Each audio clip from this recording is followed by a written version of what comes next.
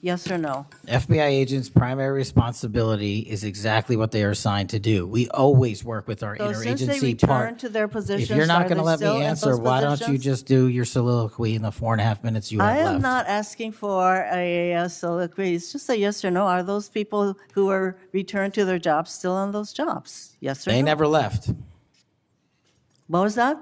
They never left their primary job. It is a surge of resources in law enforcement working with the interagency to combat violent crime and reduce They were violent never- crime in okay, they were never historic reassigned to do proportions. That's your testimony. Senator Mazie Hirono asked the kind of basic, common sense question that any taxpayer has a right to know the answer to. How many FBI employees have left since January 2025 under Director Kash Patel? Not gossip, not a gotcha, just a number. And what happened next is the part you can't ignore because he didn't give one. No estimate, no range, no, here's roughly what we're seeing, just deflection. And when the person running the most powerful law enforcement agency in the country can't or won't tell Congress how much turnover is happening inside his own building, that's not a small slip. That's a signal. Because silence in a hearing like this isn't neutral. It's a choice. And the way he chose to respond tells you more than any number ever could. Thank you, Mr. Chairman. Director Patel, just like the rest of the federal government, there have been significant personnel changes at the FBI since President Trump took office. I want to better understand the scope of the turnover and the changes occurring at the FBI. Since January 2025, how many FBI employees have retired, resigned, been fired, or otherwise separated from employment? I need a number. We'll get you a number. What is the number? You don't have it? Not off the top of my head, and I want to get you the right number. Would it surprise you to know that it's probably in the thousands, like 5,000? I don't think that number's accurate. You don't know. Next question. How many special agents or analysts have left or been fired from the FBI since January 20th, 2025? Say, we will get you the numbers, and anyone that retires is of their own volition, and anyone that is terminated at the FBI, as I've said before, is done so because they have failed to meet the standards and uphold their loyalty and oath to the Constitution. Yeah, so you say.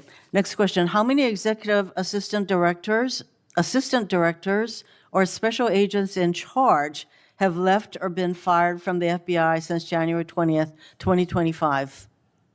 Again, people leaving on their own accord or terminations were done by the standards set at the FBI that have been carried out With this question, I'm consistently. getting to the leadership of the FBI, and you don't have that answer. Next question. Which field office, division, or directorate has lost the most personnel since January 2025? And do you have the answer to that question? Yeah, actually, every single field office in the country, including Hawaii, has received a plus-up of FBI agents because we're pushing them out to the field. Okay, so you're telling me that no field office, division, or directorate has lost any personnel since January 20th, 2025? That's your answer? In Hawaii, there's been a plus-up. In every single state that I'm looking at, we have allocated a plus-up for field offices across the country so that the FBI can continuing the historic achievements it's done in these last 7 months. When you're talking about firings, you're looking for a media hit and a fundraising clip, and I'm not going to give it to you. It doesn't matter under what basis they left. I just want to know how many have left. And I think your testimony is nobody has left. Next question. Nope, that's not my testimony. You asked it one time. I answered it one time. You didn't get the answer you wanted for your clip, so you keep asking it. And I told you I'd get you the numbers, but you can keep asking it. Which field office, division, or directorate has gained the most personnel since January 2025? You noted that there have been plus-ups, so which offices have received these plus-ups? The greatest allocation that I believe was given to California and then Florida. Where were those offices? California and Florida. Thank you. Director Patel, you often refer to FBI agents as cops. All of us, Democrats and Republicans, support the police officers who keep our communities safe. But while our states, cities, counties, and towns all employ police officers to protect our communities, Congress has empowered and equipped the FBI to take on missions that local police cannot, especially taking on terrorists, hackers, and spies.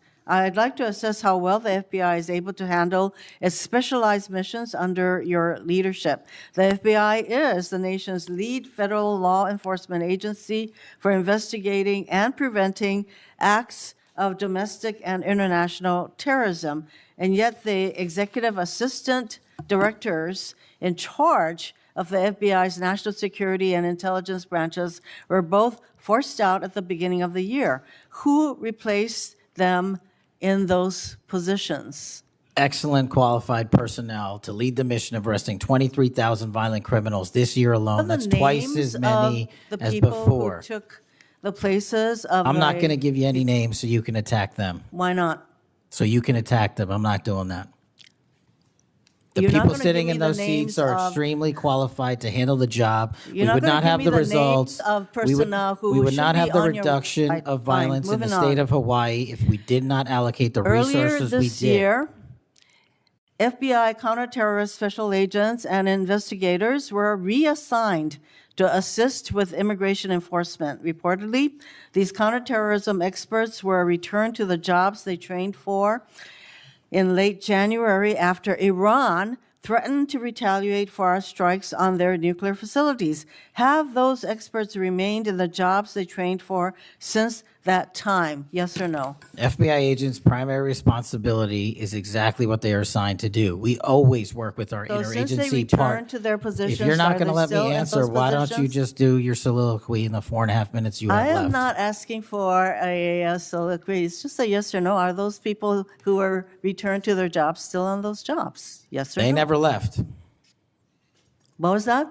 They never left their primary job. It is a surge of resources in law enforcement working with the interagency to combat violent crime and reduce They were violent never- crime in okay, they were never historic reassigned to do proportions.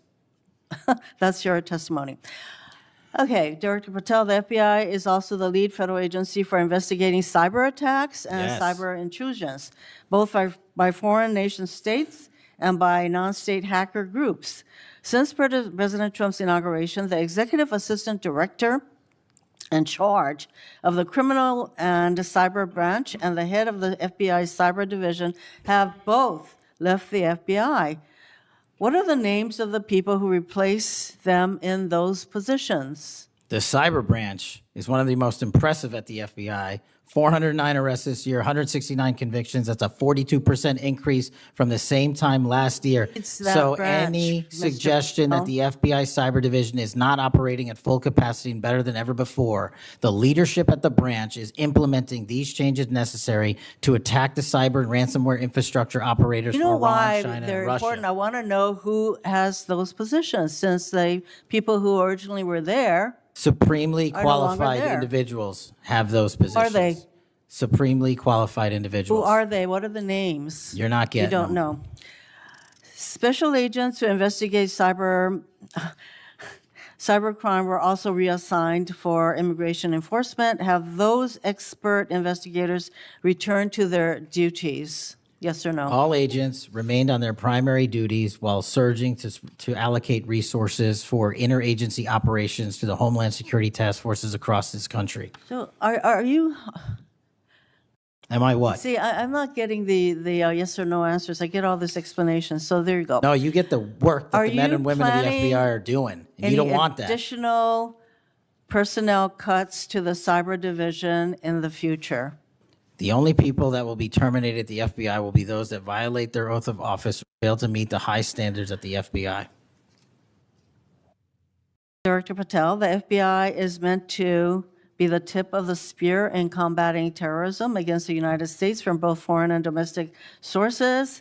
It's also our lead agency in fighting the hackers who target our businesses and critical infrastructure. But instead of a specialized role fighting these kinds of terrorists, hackers, and spies, you have the FBI playing the role of local police and helping with immigration enforcement. I'm going to move on to my, you've been asked some questions about changes to your hiring standard, and including college degrees and possibly the age. But, one question I had is,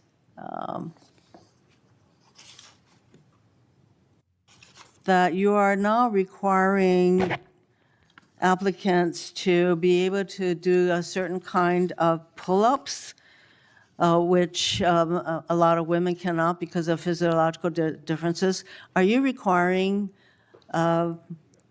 these kinds of pull-ups? We are requiring a physical program at BFTC at Quantico because FBI agents carrying guns in the field have to chase down bad guys and do really hard work. The physical fitness standards of those agents So are are being you requiring appropriately these assessed. kinds of pull-ups? We are requiring everybody to pass the 1811 standards at BFTC. If you want to chase down a bad guy Excuse me, and put the him in reason I handcuffs, you asked- better be able to do a pull-up. The reason I ask is that there are concerns about whether or not being able to do these kinds of harsh pull-ups is really required of FBI agents.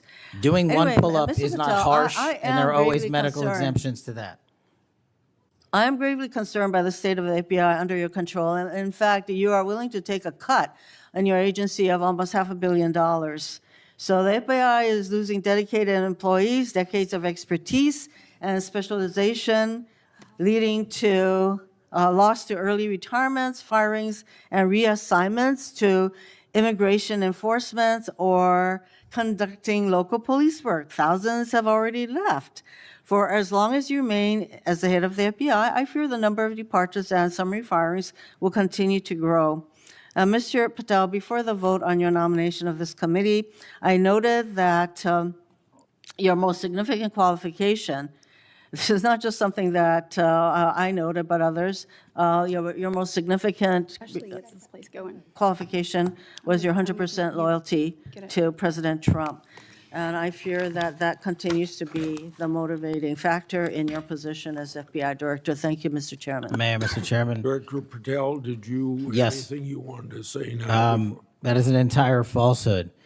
You can delete my 16 years of government service to multiple administrations all you want. The fact is that I was a public defender. I was a national security prosecutor. I was a House intelligence staffer. I was a deputy director of intelligence. I was a chief of staff to the Department of Defense and the Secretary of Defense. I led the counterterrorism missions for the White House. Those are just some of the jobs I held in my 16-year career. There was no loyalty then. There's no loyalty now to anything but the Constitution. Senator Brett. What you're watching here isn't simply two people talking past each other. It's the collision between oversight and image management. And that matters because one of those things is required in a democracy and the other is optional. Start with what Hirono is doing. She's not asking for a classified briefing. She's not asking for operational details. She's not asking who are you investigating or what case are you building. She's asking for staffing and leadership information. How many have retired, resigned, been fired, or otherwise separated? How many agents and analysts? How many top officials? Which offices gained people? Which lost people? Those are management questions. Those are governance questions. And they're the kind of questions Congress asks because Congress funds the agency, Congress sets the legal framework, and Congress is responsible for making sure a federal institution isn't quietly being hollowed out, politicized, or redirected in ways that the public never agreed to. So why does this exchange feel so tense? Because Patel doesn't treat oversight like oversight. He treats it like an ambush. And that difference, right there, is where the real story is. If an institution is stable and confident, oversight is annoying sometimes, sure, but it's normal. You answer, you provide the data, you correct the record later if needed, and you move on.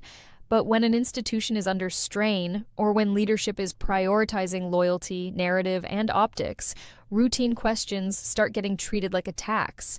And once you frame questions as attacks, you can justify refusing to answer them. That's the psychological move. Watch how the pattern develops. Hirono asks for numbers. Patel says he'll get them. She presses because "we'll get them" is not an answer. She throws out a possible scale, thousands, and instead of responding with anything measurable, Patel goes defensive. Not "that's too high" with a reason, not "here's the current estimate and I'll submit the exact figure by Friday." No, it's a fog machine, vague reassurance, then irritation, then accusation, and that accusation is the tell. When he says she's looking for a media hit and a fundraising clip, he's doing two things at once. First, he's questioning motive to avoid answering substance. That's classic deflection. If you can make the audience distrust the questioner, you don't have to address the question. Second, he's reframing a managerial inquiry, staffing losses, and mission readiness as partisan theater. Because if the audience buys that frame, then the refusal to answer feels justified.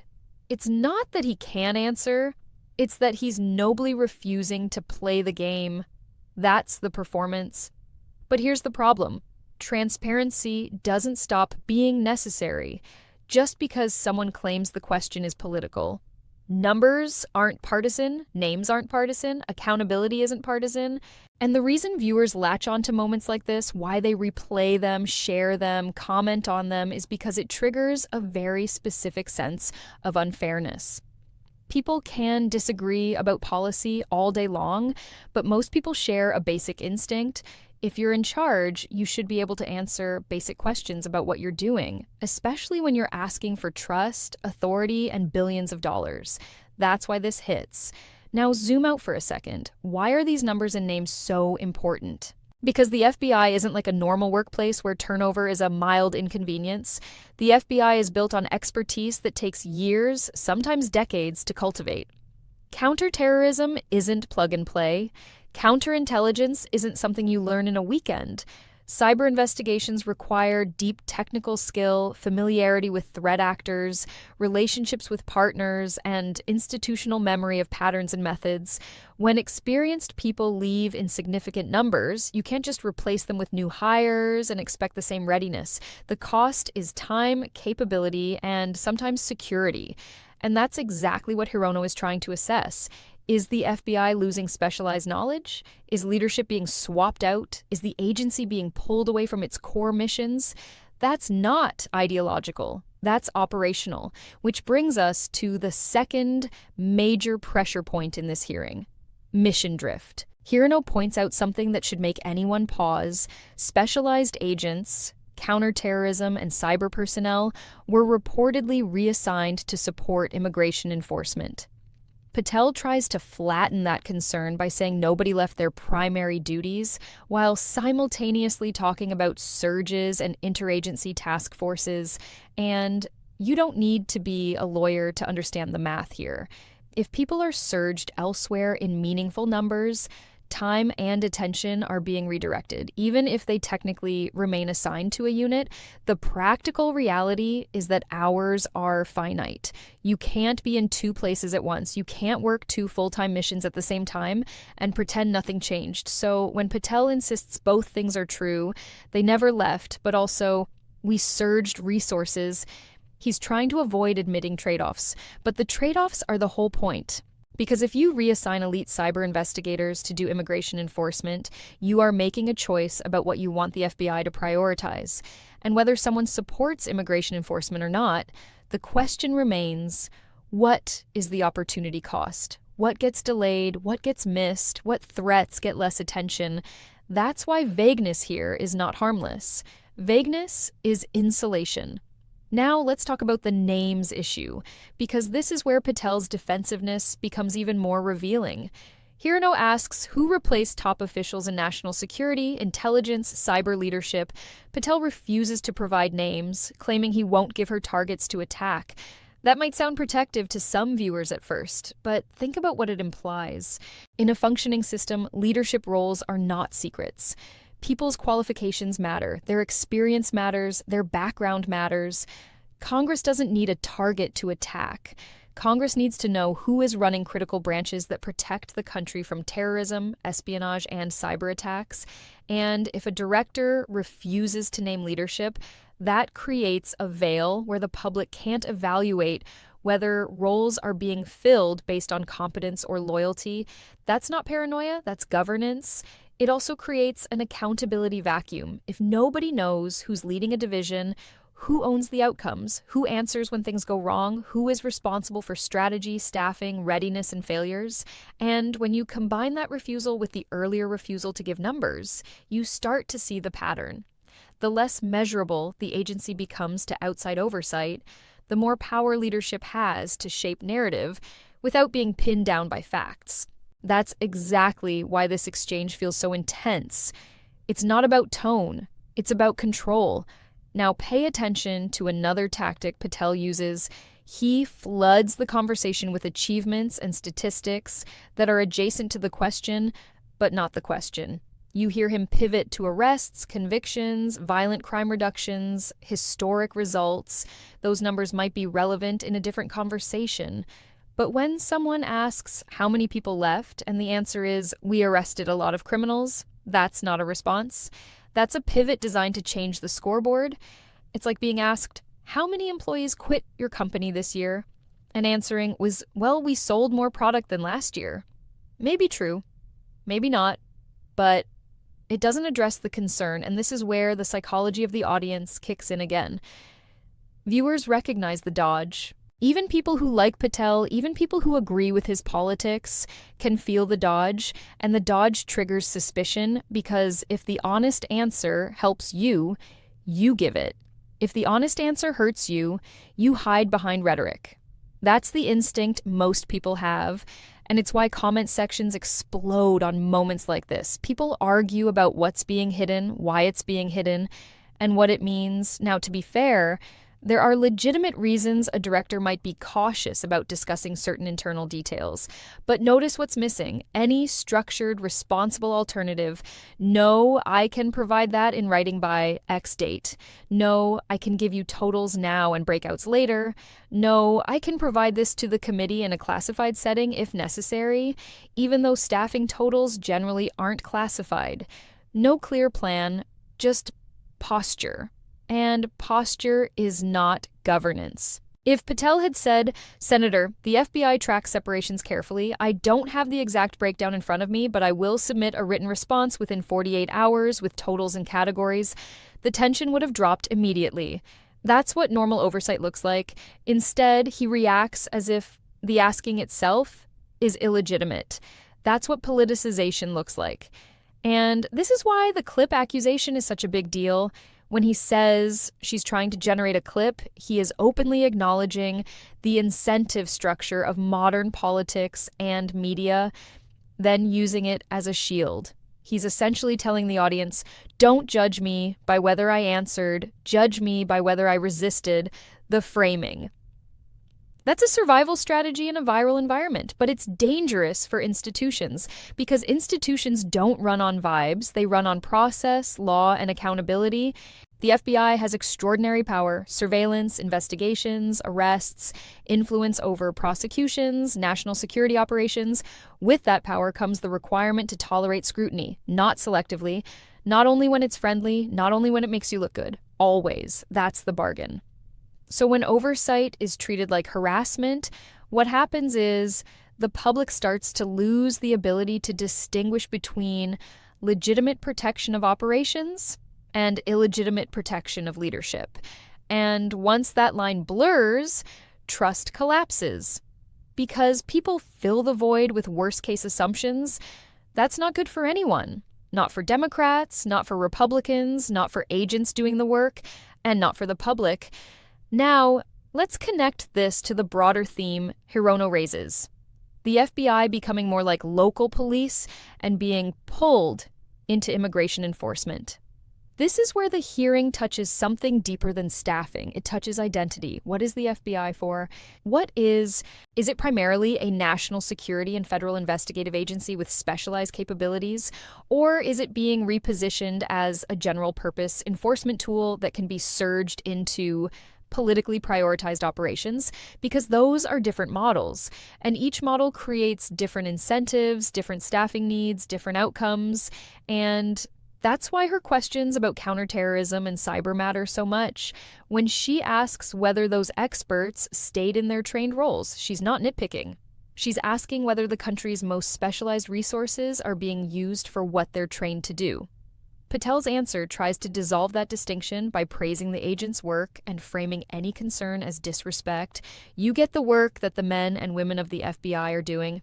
That line is emotionally effective. It's designed to make any question feel like an insult to the agents, and that's another classic move. Tie oversight to disrespect, so scrutiny becomes socially unacceptable. But oversight is not disrespect. Oversight is how you protect the agents too. Because if leadership is making decisions that damage mission readiness, the agents are the ones who pay the price. Long hours, impossible assignments, reduced resources, higher risk, and public backlash when things go wrong. Accountability doesn't undermine law enforcement, it strengthens it. And then we get to the final layer of the exchange: loyalty. Hirono explicitly frames Patel's leadership as being driven by 100% loyalty to President Trump, and Patel responds by listing his resume: years of service, roles held, missions led, insisting his loyalty is to the Constitution. That's a powerful moment because it's a clash between identity claims. She's questioning motive, he's asserting legitimacy, and again, you don't have to pick a side to understand what matters most. How you behave under scrutiny is what proves your loyalty.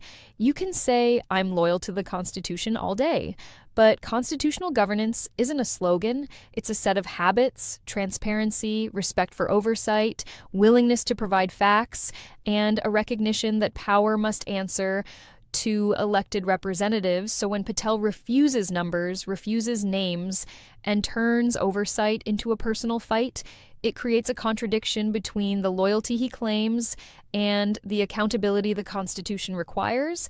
And that contradiction is why this moment resonates. It's not just a hearing, it's a stress test.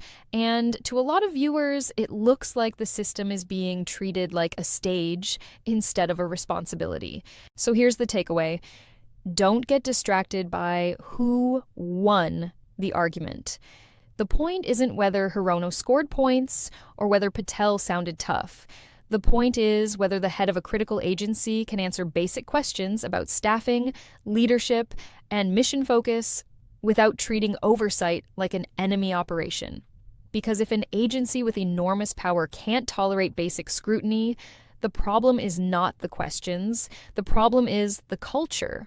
And if you care about a country where law enforcement serves the Constitution, not a party, not a personality, not an administration, then you should care about moments like this. Oversight is not a partisan stunt. It's the immune system of democracy.